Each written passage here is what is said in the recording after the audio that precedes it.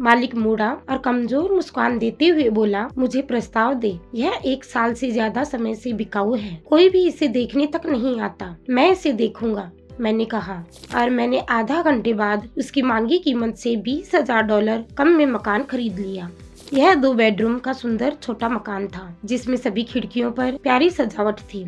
यह हल्का नीला था जो भूरापन लिए था, और यह 1930 में बना था।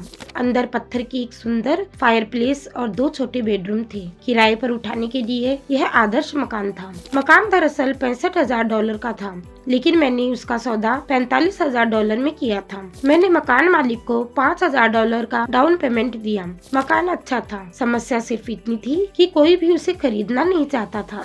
मालिक 1 सप्ताह में मकान खाली कर गया। वह इससे पीछा छोड़ाकर खुश था, और मेरा पहला किराएदार उसमें रहने आ गया, जो स्थानीय कॉलेज में प्रोफेसर था। मार्गेज, खर्च और मैनेजमेंट फीस देने के बाद मेरी जेब में हर महीने लगभग $40 आ जाते थे। वह ज्यादा रोमांचक नहीं था। 1 साल बाद ऑरेगन का रियल एस्टेट बाजार मंदी से उबरकर बढ़ने लगा। कैलिफोर्निया के निवेशक, जिनके पास चढ़ते रियल एस्टेट बाजार से मिले पैसों की गर्मी थी, उत्तर की ओर आ रहे थे और ऑरेगन तथा वाशिंगटन में खरीदारी कर रहे थे। मैंने वह छोटा मकान कैलिफोर्निया के एक युवा दंपत्ति को $95,000 में बेच दिया, जिन्हें यह बेहतरीन सौदा लगा। लगभग $40,000 का मेरा कैपिटल गेन 1031 टैक्स रहित एक्सचेंज में रख दिया गया, और मैं इसे पैसे को लगाने के लिए किसी दूसरे मकान की खरीदारी में जुट गया। 1 महीने के भीतर मुझे विबटर्न ऑरेगन में इंटेल प्लांट के ठीक पास 12 यूनिट का एक अपार्टमेंट हाउस मिल गया। उसके मकान मालिक जर्मनी में रहते थे। उन्हें पता ही नहीं था कि उस जगह की क्या कीमत है। यहाँ भी वे बस इसे बेचकर जैसे तैसे पीछा छुड़ाना चाहते थे। $4,50,000 की इमारत के लिए मैंने $2,75,000 का प्रस्ताव दिया। वे $3,00,000 में तैयार हो गए। मैंने इसे खरीदा और 2 साल तक अपने पास रखा। उसी 1031 एक्सचेंज प्रक्रिया का इस्तेमाल करते हुए हमने उस इमारत को $4,95,000 में बेच दिया, और इस पैसे से फिनिक्स एरिजोना में 30 यूनिट की अपार्टमेंट इमारत खरीद ली।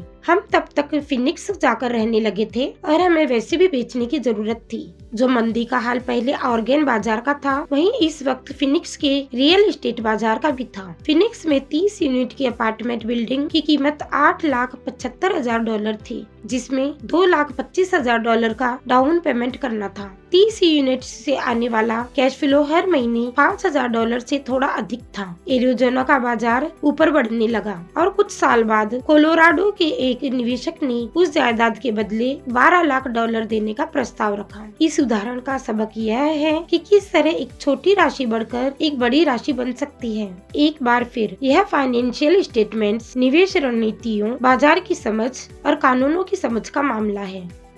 यदि लोग इन विषयों में माहिर नहीं हैं, तो स्पष्ट रूप से उन्हें सामान्य सलाह पर अमल करना चाहिए, जिसके अनुसार इंसान को सुरक्षित खेलना चाहिए, अपने निवेशों को डाइवर्सिफाई करना चाहिए और सुरक्षित निवेशों में निवेश करना चाहिए। सुरक्षित निवेशों के साथ समस्या यह होती है कि वे प्रायः कुछ ज्यादा ही साफ सुथरे रहते हैं, यानी उन्हें इतना सुरक्षित बना दिया जाता है कि मुनाफे की संभावना कम हो जाती है। ज्यादातर बड़े ब्रोकरेज हाउसेस जोखिम भरे सौदों को इसलिए नहीं छूते हैं ताकि अपनी और अपने ग्राहकों की रक्षा कर सके। यह समझदारी भरी नीति भी है। असल गर्मा गर्म सौदे नौसिखियों के सामने पेश नहीं किए जाते। प्रायः सबसे अच्छे सौदे उन्हीं लोगों के सामने परोसे जाते हैं जो इस खेल को समझते हैं, और उन्हीं की वजह से अमीर लोग ज्यादा अमीर बनते हैं। जिस व्यक्ति को प्रबुद्ध निवेशक नहीं समझा जाता, उसके सामने जोखिम भरे सौदे पेश करना तकनीकी दृष्टि से गैर कानूनी है, लेकिन जाहिर है यह भी कभी कभार होता है। निवेशक के रूप में मैं जितना ज्यादा प्रबुद्ध बनता हूँ, मेरे सामने उतने ही ज्यादा अवसर आते हैं। जीवन भर अपनी वित्तीय बुद्धि बढ़ाने का एक और फायदा यह है कि आपके सामने ज्यादा अवसर पेश किए जाते हैं। इसके अलावा आपकी वित्तीय बुद्धि जितनी ज्यादा होती है, यह परखना उतना ही आसान होता है कि सौदा अच्छा है या नहीं। यह आपकी बुद्धि ही है जो किसी बुरे सौदे को पहचान सकती है या किसी बुरे सौदे को अच्छा बना सकती है। मैं जितना ज्यादा सीखता हूँ और सीखने के लिए अभी कुछ बाकी है, मैं उतने ही ज्यादा पैसे बनाता हूँ, सिर्फ इसलिए क्योंकि समय गुजरने के साथ साथ मेरा अनुभव और बुद्धिमत्ता दोनों ही बढ़ती जाती है। मेरे कुछ मित्र हैं जो इस खेल को सुरक्षित तरीके से खेल रहे हैं। अपने पेशे में में कड़ी मेहनत कर रहे हैं और वित्तीय बुद्धि नहीं बढ़ा रहे हैं, जिसके बढ़ने में समय लगता है। मेरी कुल जमा फिलॉसफी है अपनी संपत्ति वाले कॉलम में बीज बोना। यही मेरा फार्मूला है। मैं छोटे पैमाने पर शुरुआत करके बीज बो देता हूँ। कुछ बड़े हो जाते हैं, कुछ नहीं हो पाते। हमारे रियल एस्टेट कॉर्पोरेशन में कई मिलियन डॉलर की जायदाद है। यह हमारा खुद का REIT यानी रियल एस्टेट इन्वेस्टमेंट ट्रस्ट है। मैं यह बताना चाहता हूँ कि इन मिलियन डॉलर निवेशों में ज्यादातर 5,000 या 10,000 डॉलर जितने छोटे निवेशों से शुरू हुए थे। ये सभी डाउन पेमेंट्स खुशकिस्मत थे जो उन्हें तेजी से बढ़ता बाजार मिला और वे कर मुक्त होकर आगे बढ़े। बाद के वर्षों में हमने उन्हें कई बार खरीदा बेचा। हमारा एक स्टॉक पोर्टफोलियो भी है जो एक कॉर्पोरेशन से सुरक्षित है, जिसे किम और मैं अपना निजी म्यूचुअल फंड कहते हैं। हमारे कुछ मित्र हैं जो खास तौर पर हम जैसे निवेशकों के साथ सौदे करते हैं, जिनके पास हर महीने निवेश करने के लिए अतिरिक्त पैसे होते हैं। हम ज्यादा जोखिम वाली खतरनाक निजी कंपनियों के शेयर खरीदते हैं जो अमेरिका या कनाडा के स्टॉक एक्सचेंज पर सार्वजनिक होने वाली हो। लाभ कितनी तेजी से हो सकता है, इसका एक उदाहरण देखें।